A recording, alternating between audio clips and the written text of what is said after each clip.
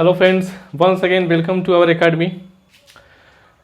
अभी तक हम लोगों ने प्रीपोजिशन का टोटल 8 पार्ट न्यू जो प्रीपोजिशन मेरा प्लेलिस्ट है उसमें मैंने डाला है।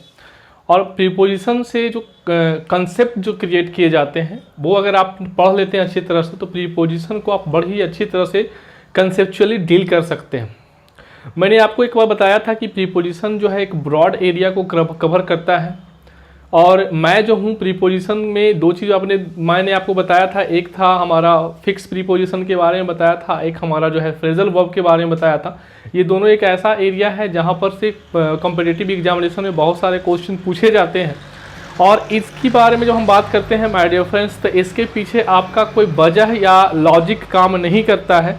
ये आपको समझना होगा और इसको आपको याद रखना होगा, ठीक है ना। कंसेप्चुअली इसको अगर डील करना चाहो, कुछ ऐसे कंसेप्ट हैं उससे रिलेटेड जो आपको याद करने में आसान होंगे, लेकिन मोस्ट प्रोबेबली अगर मैं कहूँ तो आपको ये दो ऐसे प्रीपोजिशन के हिस्से हैं जहाँ पर आपको ज़्यादातर आपको चीज़ों को माइंड में रखना पड़ता है। चलिए ज़्यादा समय ना गमाते हुए हम लोग सीधे स्टार्ट करते हैं। आज मैं स्टार्ट कर रहा हूँ आप लोग के साथ फिक्स्ड प्रीपोजिशन।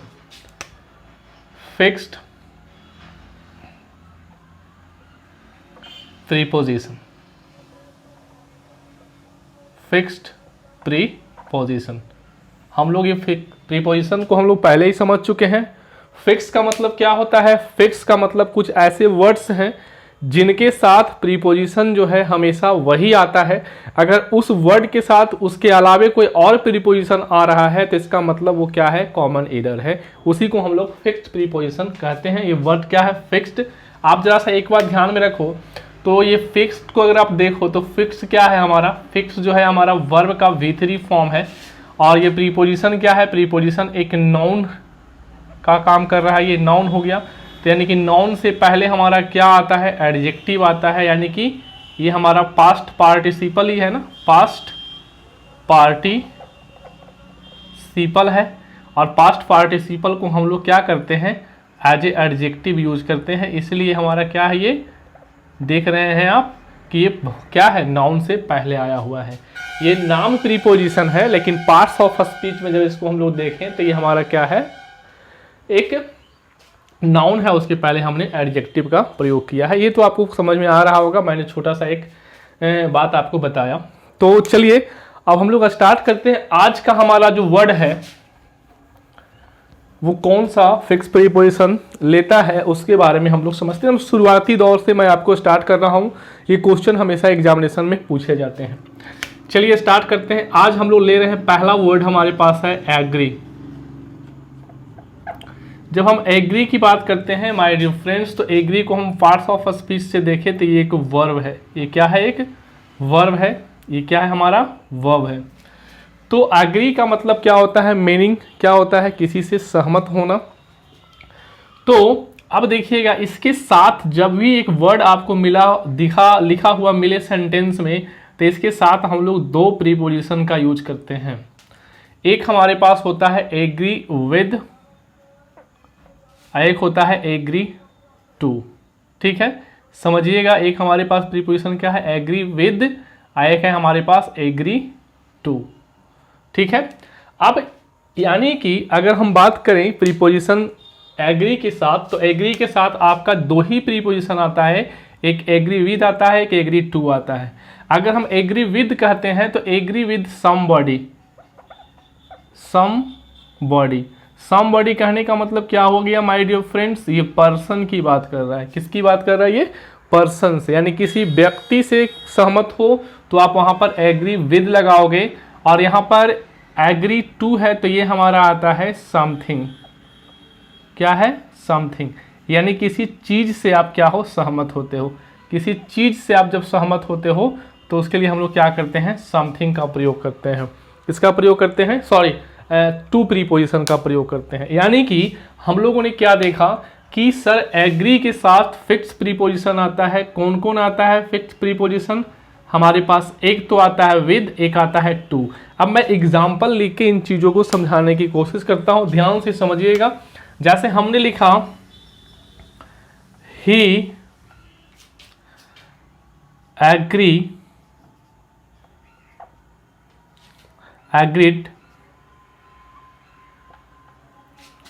अब आपके पास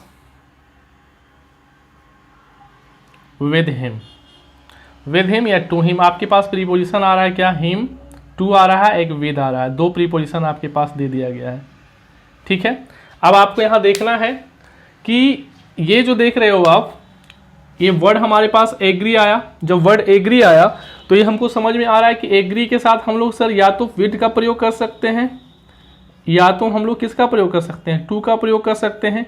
अब ये देखना है कि अगर किसी पर्सन से वो सहमत है तो हम लोग विद का प्रयोग करेंगे, और अगर किसी चीज़ से सहमत है तो हम लोग टू का प्रयोग करेंगे। तो हिम क्या है माय डियर फ्रेंड्स, हिम जो है पर्सन की बात किया जा रहा है, किसका बात किया जा रहा है, पर्सन की बात किया जा रहा है। आइए वर्ब फॉर्म है, आपको उसको जैसे एग्री होता है, एग्रीज होता है, एग्रीड होता है, तो वो तो आपको टेंस का बात है तो आप तो उसको कर सकते हो, है ना।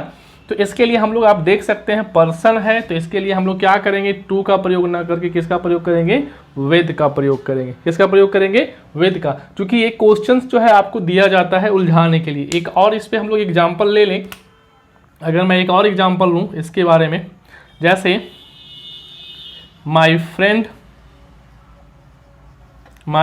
Friend does not agree. अब यहां पर मैं फिर से फिल इन द ब्लैंक करता हूं, माई प्रपोजल। अब जरा सा यहां पर आपके पास फिर से ऑप्शन है, विद है आपके पास और उसके पास क्या है, टू है। तो विद और टू तो हमको पता है कि एग्री के साथ दो फिक्स प्रीपोजिशन आते हैं।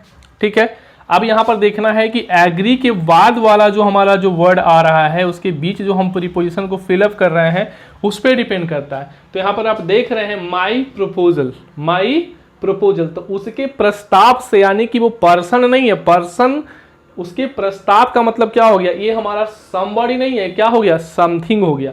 इसका मतलब आप क्या करोगे, यहां पर प्रीपोजिशन किसका यूज करोगे आप, विद का ना प्रयोग के किसका यूज करोगे आप, टू का यूज करोगे। आई थिंक ये बात आपको समझ में आ गया होगा। जैसे हम बोलते हैं ही एग्रीड विथ माई प्रपोजल या टू माई प्रपोजल, तो यहाँ पर क्या करोगे, विद माई प्रपोजल अगर लिखा हुआ है तो वो कॉमन इरर है, यहाँ टू माई प्रपोजल होगा, है ना। I agreed with my friend, ना कि टू माई फ्रेंड, है ना, समझ रहे हो ना। ही एग्रीड विथ और टू, ही एग्रीड विथ और टू दी अदर। अब क्या करोगे, यहां पर विद और टू अदर की बात किया जा रहा है, तो अदर का मतलब क्या हो गया, कोई पर्सन की ही बात किया जा रहा है। तो ये बात आपको समझ में आ गया होगा, ठीक है ना। तो आज हम लोगों ने क्या किया, एग्री और एग्री के साथ कौन सा प्रीपोजिशन का प्रयोग किया जाता है, मैंने उसके बारे में आज आपको समझाया, ठीक है ना। तो हम लोग अगले वीडियो में फिर हमारा प्रीपोजिशन क्या हो गया, फिक्स प्रीपोजिशन का हमारा ये पार्ट 1 है। ये क्या है हमारा पार्ट 1। मैं हर रोज एक एक फिक्स प्रीपोजिशन के बारे में, एक या दो भी हो सकता है कभी कभी, उसके बारे में मैं चर्चा करते चलूंगा और आपको इस तरह से मैं समझाते चलूंगा ताकि आपको किसी प्रकार का कोई दिक्कत नहीं हो। चलिए मिलते हैं अगले वीडियो में, तब तक के लिए बाय बाय, नमस्कार।